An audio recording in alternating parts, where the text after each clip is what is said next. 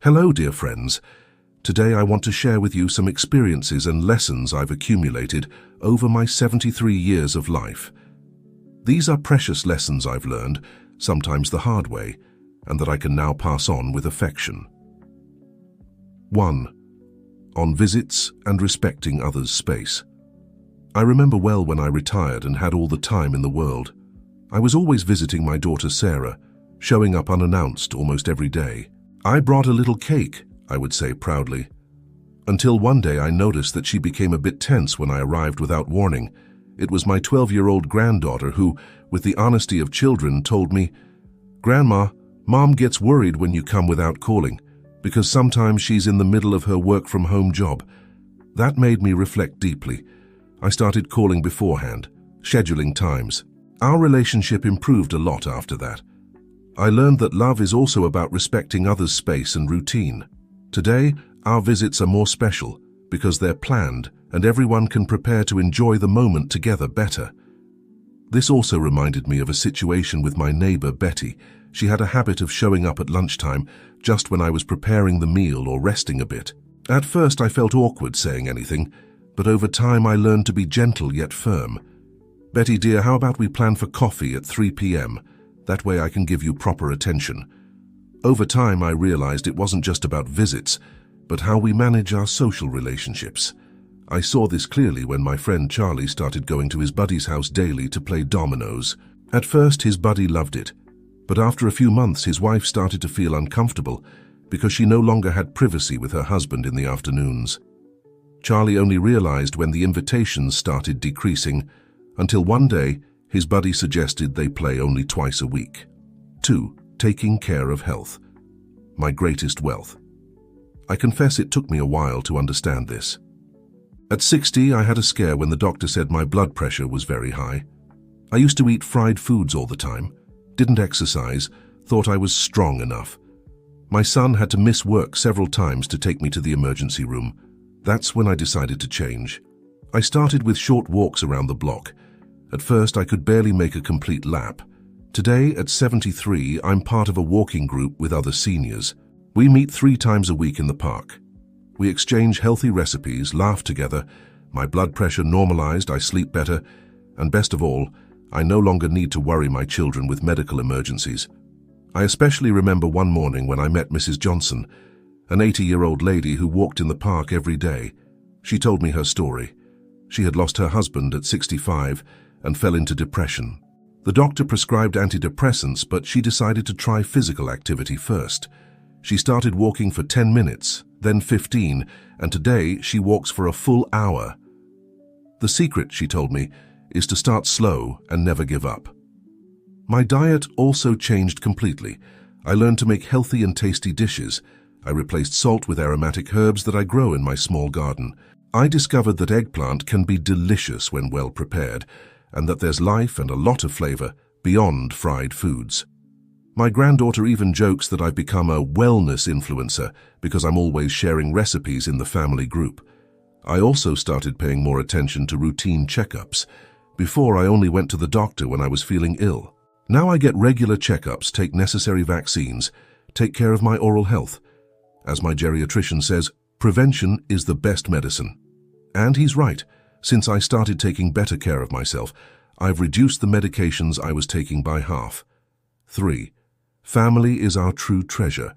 I have a friend, Tom, who always said he didn't have time for family lunches because he was building an empire for his children. He worked so much that he missed his youngest son's first steps, his daughter's school performances. When he retired, rich in money but poor in memories, he realized his children were practically strangers. I, with my modest retired teacher's salary, always insisted on Sunday lunches. Even when money was tight, I would whip up a pasta dish with lots of love. Today, my children and grandchildren come with joy, bring their favorite dishes, share the latest news. This noise of family gathered together is worth more than any bank account. I especially remember my oldest granddaughter's 15th birthday. Instead of a grand party, she asked for a family lunch with that special roast chicken of mine. "Grandma, I want everyone together, talking and laughing just like on Sundays." That day I understood that I had done the right thing by prioritizing these moments over the years. I also learned that family isn't just blood, My neighbor Grace, a widow like me, became practically a sister. We spend Christmas and New Year's together. Our families have blended. When she had to have knee surgery, I took turns with her children to care for her. You're more present than many of my relatives, she always says. And it's true, family is who cares, who is present, who makes life more beautiful. 4. Financial independence, dignity in old age. An important lesson I learned was about money. I saw many friends donate everything to their children and then struggle with financial needs. I saved a little every month throughout my entire life, even when it was difficult. When I needed cataract surgery, I could pay for it without depending on my children.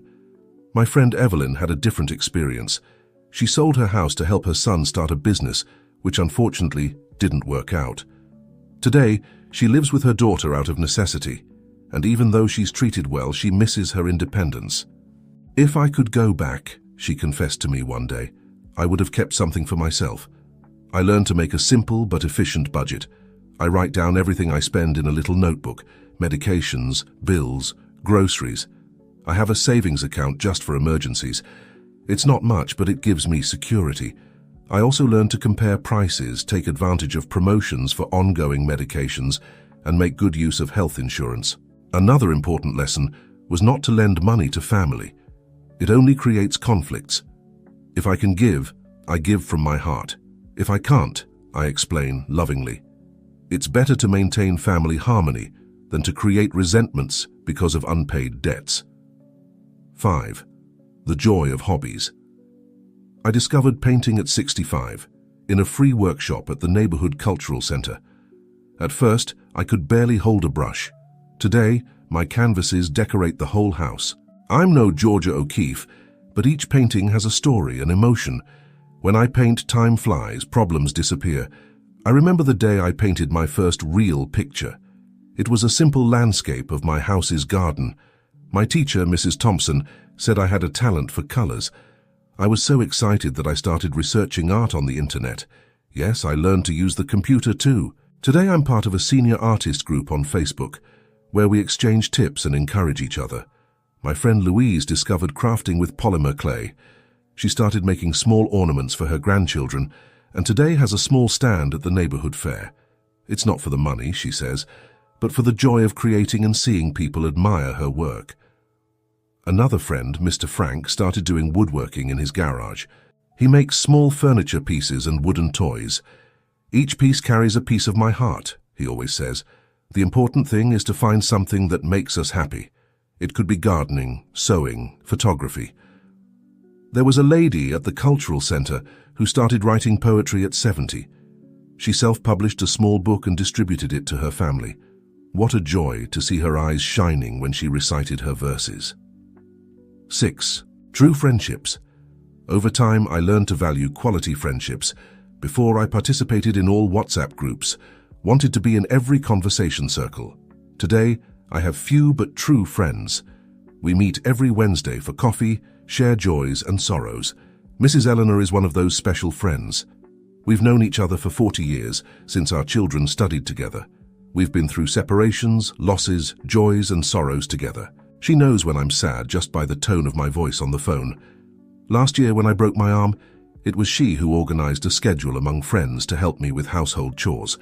I also learned to identify toxic friendships. I had an acquaintance who only sought me out to gossip and complain about life. After coffee with her, I always felt heavy, sad. Tactfully, I distanced myself. Today I try to surround myself with people who make me laugh, who have good stories to tell, who encourage me to be a better person. A beautiful discovery was intergenerational friendship. I made friends with Rachel, a young 30-year-old painting teacher. She teaches me about technology. I share my life experiences. It's a rich exchange that makes us grow together. 7. Accepting the changes of time. Each wrinkle in the mirror tells a story. This one here in the corner of my eye, it's from laughing so much with my grandchildren. The spots on my hands, years of cooking with love for my family. At first I was sad seeing the changes. Today I see beauty in them. It was a process to accept grey hair. I dyed it for many years but got tired of the harsh chemicals. One day I saw a lady in the supermarket with beautiful silver hair full of dignity. I thought, why not me? I let it grow naturally, and today I love my white hair. My granddaughter says I look like a queen with my silver crown. The body changes too, of course. Movements become slower, some aches appear, but I learn to respect my limits. I do water aerobics 3 times a week, great for the joints, and yoga for seniors. The yoga teacher always says, it's not about doing the perfect pose, it's about honoring your body the way it is today. My friend Clara has a beautiful phrase, aging is a privilege denied to many. That changed my perspective. Instead of complaining about limitations, I'm grateful for each day, each experience, each hug I can give. 8. Leaving regrets behind. For a long time, I felt guilty for not going to college when I was young. It was my biggest regret. Until one day, looking at old photos, I saw how much I dedicated myself to raising my children, how much I worked to give them the education I didn't have. My friend Nancy carried a huge weight for being an absent mother when her children were small. She worked 2 jobs to support them alone. I missed their childhood, she would always say, with tears in her eyes. One day, her oldest son gave a speech at her birthday. "Mum, you taught us the value of work and perseverance. Your example made us who we are today."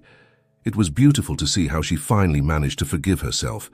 There's also the case of Mr. Wilson, who regretted not traveling more when he was young. Instead of dwelling on it, at 75 he started taking small bus trips to nearby towns. It's not the Europe of his dreams, but he discovered that joy is more in the adventure than in the destination. I learned that regret only serves if it comes with learning. I didn't go to college when I was young.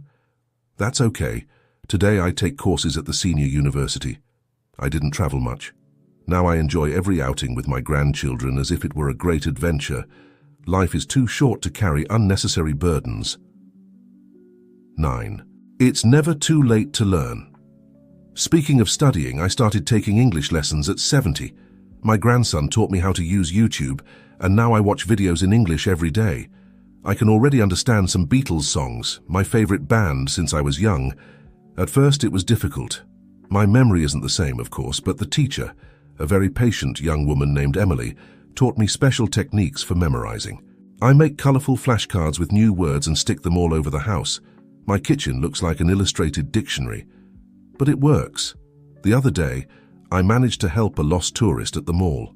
What joy! In the English class, I met Mr. Howard, 78 years old, who is learning to play guitar.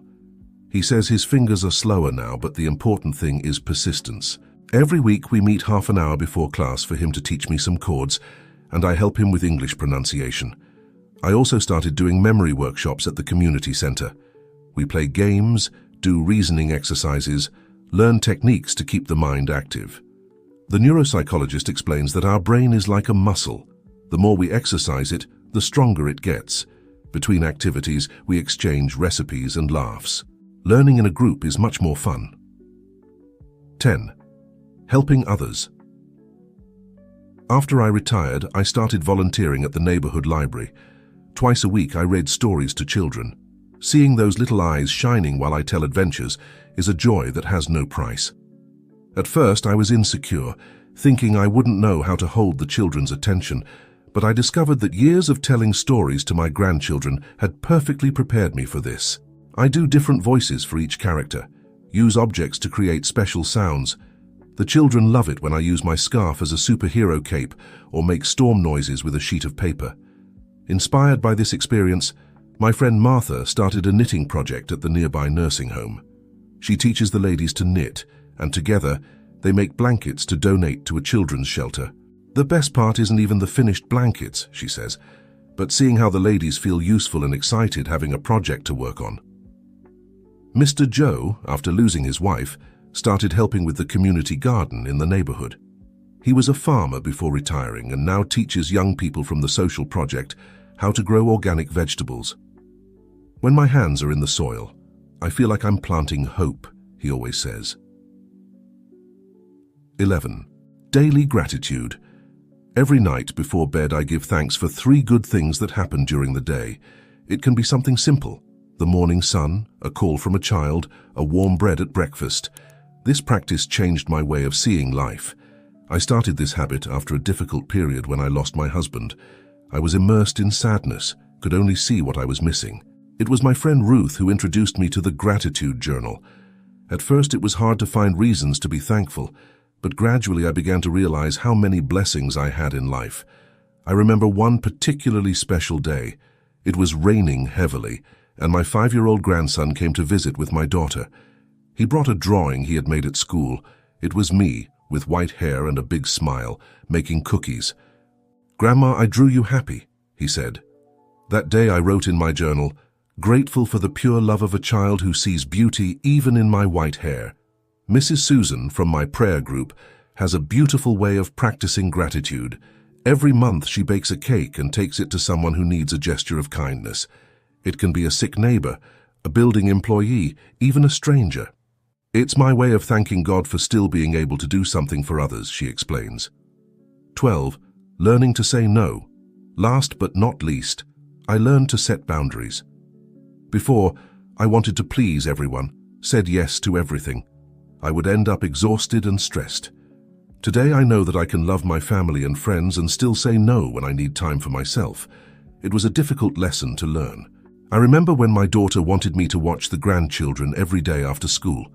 I love my grandchildren, but 5 days a week was too much for my age. It was hard, but I managed to say, "Honey, I can take them twice a week. On other days, I need to take care of my health, go to water aerobics, have my own time."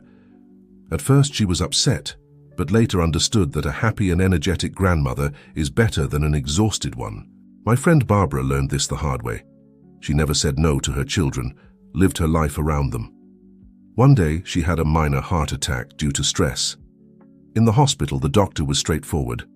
"Ma'am, either you learn to take care of yourself, or you won't be here to help anyone." It was the wake-up call she needed to start establishing healthy boundaries. Today, when someone asks me for something, I first take a deep breath and ask myself, do I have the energy for this? Will it be good for me? If the answer is no, I thank them for the invitation or request, but politely decline. People have learned to respect my limits, and this has made the moments we share even more special. Final thoughts.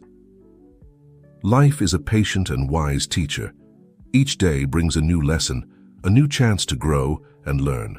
At 73, I can say that true wisdom lies in accepting that we never stop learning. It's never too late to change. And that happiness is in the simple things: a sincere hug, a cup of coffee with a dear friend, a grandchild's smile. I learned that we don't need to be perfect, we just need to be true. That it's possible to start over, no matter the age. That each wrinkle tells a story, and that our limitations don't define who we are, but how we choose to deal with them. To you who are reading this, remember, aging is a privilege. Each day is a gift, a new opportunity to learn, to love, to live. Take care of your health. Cultivate good friendships. Stay active and, above all, never lose the ability to marvel at the small joys of life. May we all age with grace, wisdom, and much love in our hearts. After all, as the saying goes, old age is like wine, it gets better with time.